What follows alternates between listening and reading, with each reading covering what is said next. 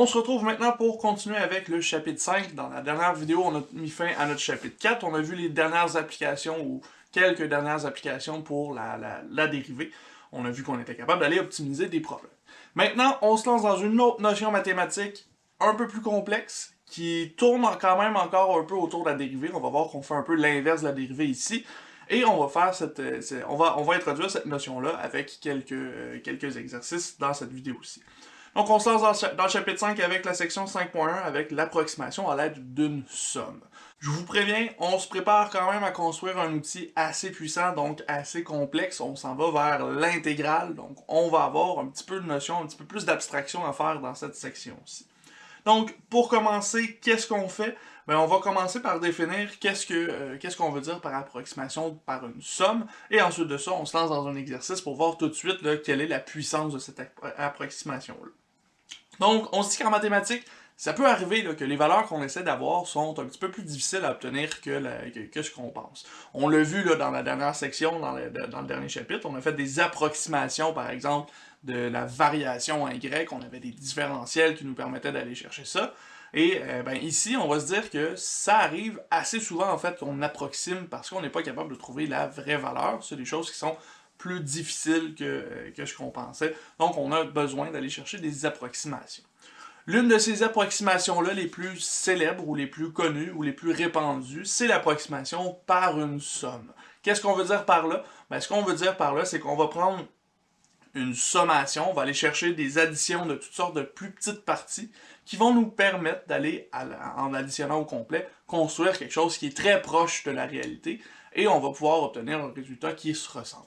On a notamment quelques exemples d'utilisation de la somme pour l'approximation. On va avoir le calcul d'aire plane. On va aussi avoir le calcul de longueur d'arc pour une courbe plane. On va avoir aussi l'aire d'une surface de révolution. Donc, imaginez que vous êtes en train d'usiner une pièce et que vous faites tourner un objet, vous voulez savoir c'est quoi la surface de cet objet-là, ben, le calcul d'aire va se faire avec des approximations ou avec des intégrales éventuellement. Donc, pour faire ça, pour construire notre approximation par la somme, on va se donner un exemple, on va se donner un exercice. Je vais établir c'est quoi l'exercice, j'efface ma partie gauche du tableau, puis ensuite de ça, on pourra faire la résolution. Donc, exercice 5.1, c'est le premier exercice que vous avez dans vos notes, il est à la page 2. Et dans ce cas-ci, ce qu'on se donne, c'est une courbe y qui est égale à 40 moins x au carré. Je l'ai retracé ici le plus fidèlement possible, vous l'avez dans vos notes. Donc ici, ce qu'on a, c'est une courbe quadratique là, qui est orientée vers le bas tout simplement. Ici, ce que je cherche, c'est trouver l'aire sous la courbe pris entre là, la courbe en noir ici et l'axe horizontal de 0 à 6. Je veux trouver l'aire qui se trouve là, dans cette partie-là ici sur mon graphique. Évidemment, si j'essaie d'aller trouver l'aire directement, ben, je peux pas vraiment compter les carreaux parce que en comptant les carreaux, je me rends compte qu'il y en a qui sont coupés légèrement, il y en a qui sont coupés d'une façon un petit peu aléatoire, donc je peux pas vraiment trouver ça très facilement.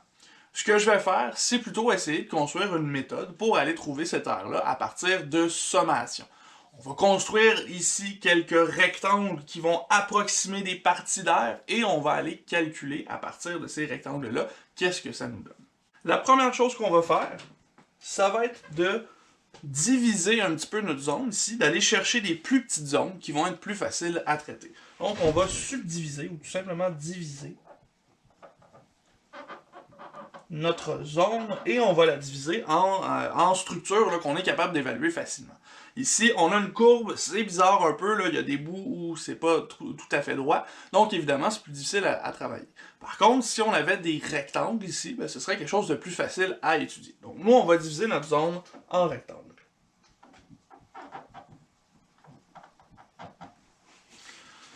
La façon la plus facile ici, je crois, pour notre division, ce sera d'aller tout simplement le diviser par chaque intervalle qu'on a en dessous. Donc, l'intervalle de 0 à 1, 1 à 2, 2 à 3, 3 à 4, 4 à 5 et 5 à 6 par la suite. Donc, on va construire des petits rectangles ici. Ça peut être n'importe quoi. Hein. Pour l'instant, on ne se donne pas de technique. On ne va pas aller chercher une surévaluation, une sous-évaluation. On va juste se donner des petits rectangles qui divisent la structure qu'on s'est donnée. Donc, par exemple, de 0 à 1, ben, je pourrais prendre tous les petits carreaux qui monte jusqu'en haut ici et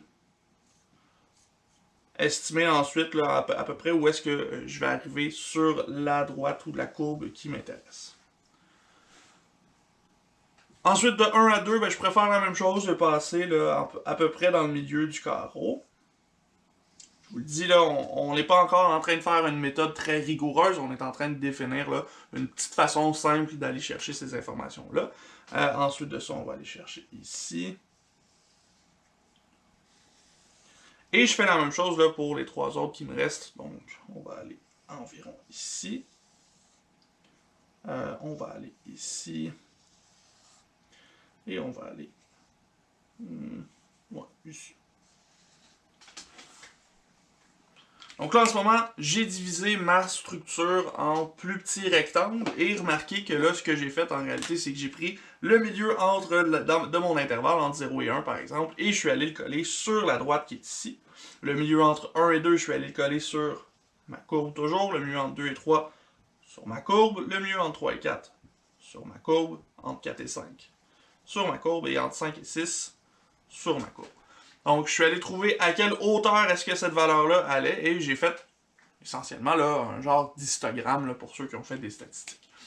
C'est pas grave si vous connaissez pas le terme, c'est pas très important. Nous, ce qui nous intéresse, c'est que là, ici, on a subdivisé notre forme avec des petits rectangles qui vont nous intéresser pour pouvoir aller calculer l'aire qu'il y a en dessous de la courbe. Maintenant, comme j'ai construit ces rectangles-là, mon but, c'est d'aller calculer l'aire de mes rectangles. Hein, parce que mes rectangles ici ont pour but de simplifier le calcul d'aire de ma courbe. Donc, je vais aller chercher l'aire de mes rectangles. C'est nécessaire ici. Et pour faire ça, ben, je vais avoir besoin de certaines informations. Hein. Notamment, je vais avoir besoin de la largeur totale de mon rectangle. Et je vais avoir besoin de la hauteur totale de ce rectangle-là. Et ce, pour chacun de mes rectangles. Donc, ma deuxième étape, pour pouvoir calculer l'aire de mes rectangles, ce sera d'aller chercher premièrement la largeur de chacun de ces rectangles-là.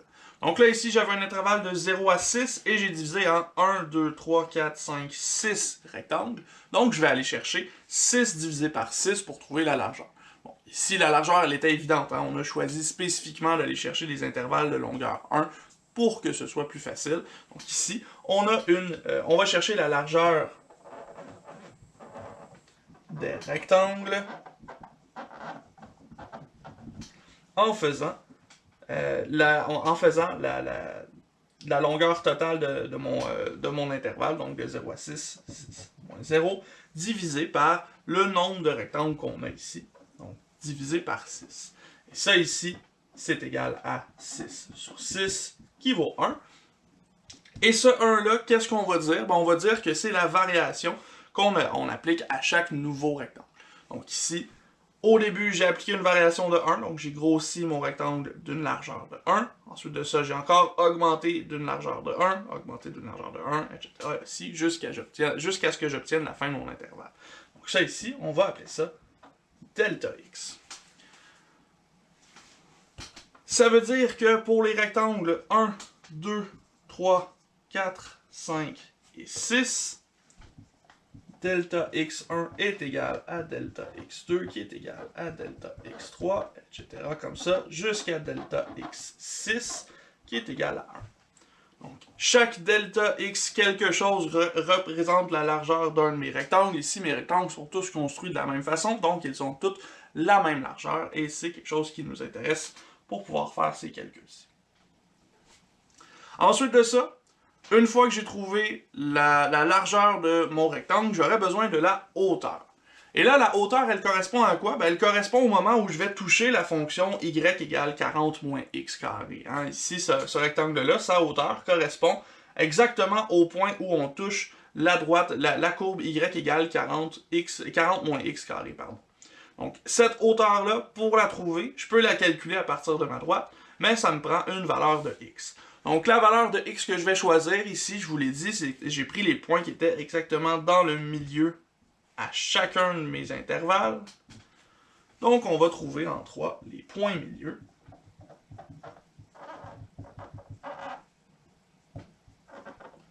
Des intervalles.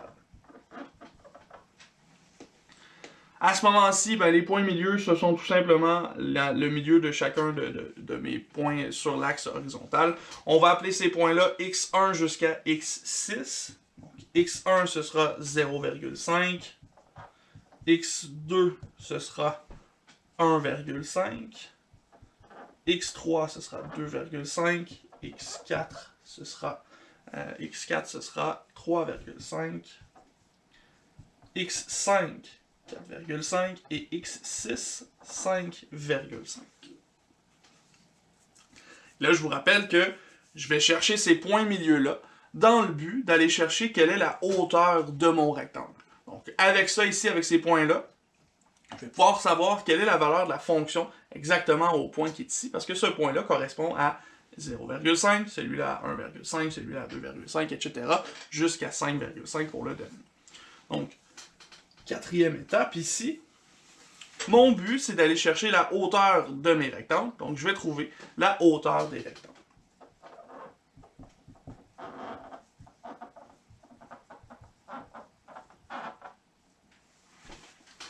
Ces hauteurs-là, ben, c'est tout simplement l'évaluation de notre fonction exactement à ces 6 points-là. Donc, je vais aller chercher f de x1. Et x1, ben là, c'est 0,5, donc je vais faire 40 moins 0,5 au carré. On fait ce calcul-là et on devrait obtenir 39,75. On fait la même chose pour x2, x3, x4, x5 et x6, et on devrait obtenir nos hauteurs pour chacun des rectangles. Donc là, ici, je ne ferai pas les détails des calculs, vous avez ça de toute façon dans vos notes de cours. Nous, on va tout simplement utiliser les résultats.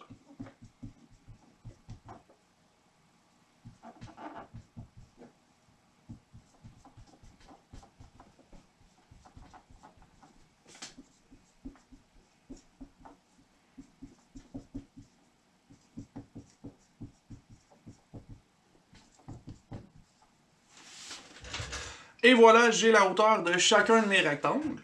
J'ai aussi la largeur de chacun de mes rectangles aussi, hein, que j'ai calculé à l'étape numéro 2. Donc en ce moment, je serais capable d'aller mesurer l'aire de chacun de mes petits rectangles qui sont ici. Et en faisant ce calcul-là, ben, je serais capable de trouver l'aire de la région qui est occupée par mes rectangles.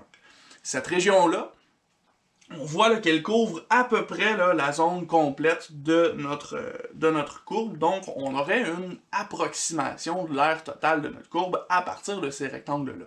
Donc ce qu'on vient de faire ici, ça va nous permettre d'aller se donner une première approximation.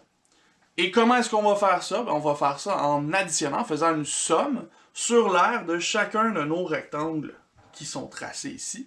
Donc on a une genre d'approximation par la somme. C'est ça l'approximation par la somme.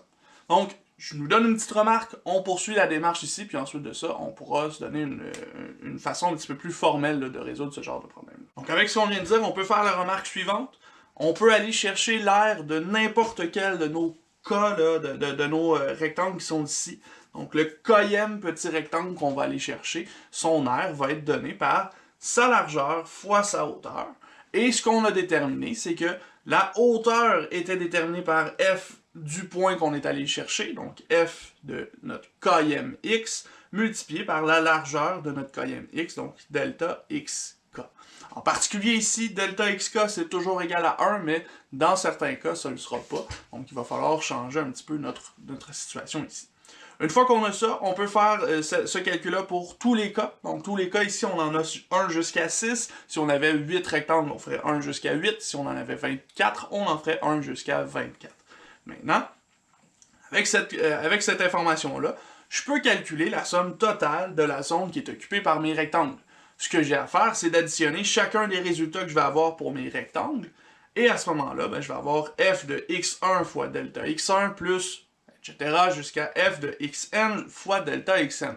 N ici, c'est quoi? C'est le nombre total de petits rectangles que j'ai. Dans notre cas en particulier, ce serait de 1 jusqu'à 6, donc on aurait f de x1 delta x1 jusqu'à f de x6 delta x6. Là, ça ici, ça peut être long. Nous, on a seulement 6 rectangles, c'est pas si long que ça comme calcul, mais quelqu'un qui en a peut-être 48 millions, ça peut être un peu long à écrire, donc ce qu'on va faire, c'est plutôt de changer l'écriture et aller vers la notation de la sommation. Donc, je ne sais pas si c'est la première fois que vous rencontrez cette écriture-là. Si c'est le cas, je vous l'explique. Donc, on a un genre de E fâché là, qui est ici, qui est sigma en lettres grecques, sigma majuscule, et ce sigma-là nous indique qu'on fait une sommation. Sommation, ça veut dire qu'on va prendre tous les termes qui correspondent dans notre somme et qu'on va les additionner ensemble tout simplement. Cette somme-là, elle part à k égale à 1 jusqu'à k égale n, de là le n qui est au-dessus, et on va remplacer ces k-là dans chacune de nos expressions. Donc f de xk fois delta xk, un exemple, ce serait de prendre k égale 1, on va avoir f de x1 fois delta x1. Ensuite, on monte à 2, donc on va avoir f de x2, delta x2, delta x2. Si k égale 3, f de x3, delta x3, etc. comme ça. Et une fois qu'on a chacun de ces termes-là, on les additionne ensemble pour faire exactement ce qui se trouve ici. Donc, maintenant qu'on a défini cette information-là, on est prêt à donner un nom à ce qu'on est en train de faire. Ce qu'on est en train de faire, c'est ce qu'on appelle des sommes de Riemann. Riemann, c'est un mathématicien qui a construit ces sommes-là et qui a, somme toute, amené jusqu'au calcul intégral pour pouvoir construire l'aire sous la courbe, notamment. Et ça, c'est basé sur des petits rectangles qui nous permettent de diviser l'aire qu'on veut calculer au total. Maintenant qu'on sait comment finir notre problème, on va aller faire notre dernière étape, étape 5. Et là, ici, on va approximer l'aire de notre surface, donc approximation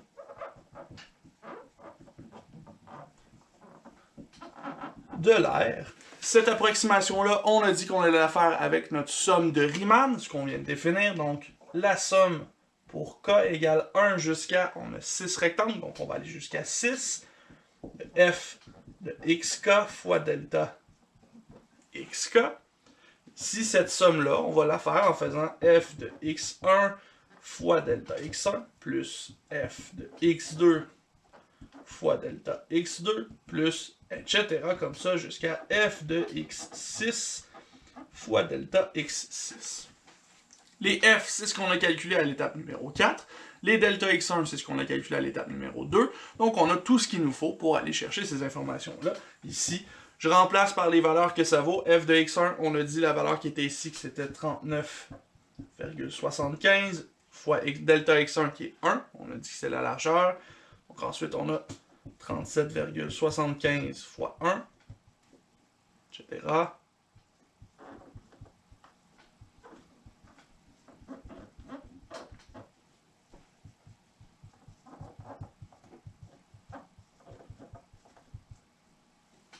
Donc, avec ça ici, il ne nous reste plus qu'à faire ce calcul-ci et on va obtenir 168,5. Ici, on n'a précisé aucune unité, mais comme on travaille avec de l'air, on sait que ce sera des unités au carré. Donc, on va l'indiquer ici, on a 168,5 unités carrées. C'est ce qui représente environ l'air qu'il y a sous la courbe ici. L'air n'est pas exactement égal à 168,5, mais c'est très proche parce qu'on a fait une bonne approximation ici avec nos rectangles. Donc là, je vois le temps qui file, ça fait pas mal longtemps qu'on travaille sur cet exercice-là. Je vais arrêter la vidéo ici, on se retrouve dans une prochaine vidéo avec un autre exercice comme ça, et ensuite de ça, on pourra conclure sur ce qu'on est en train de définir ici, donc sur les sommes de Riemann, pour pouvoir aller faire ce qu'on appelle l'intégrale définie.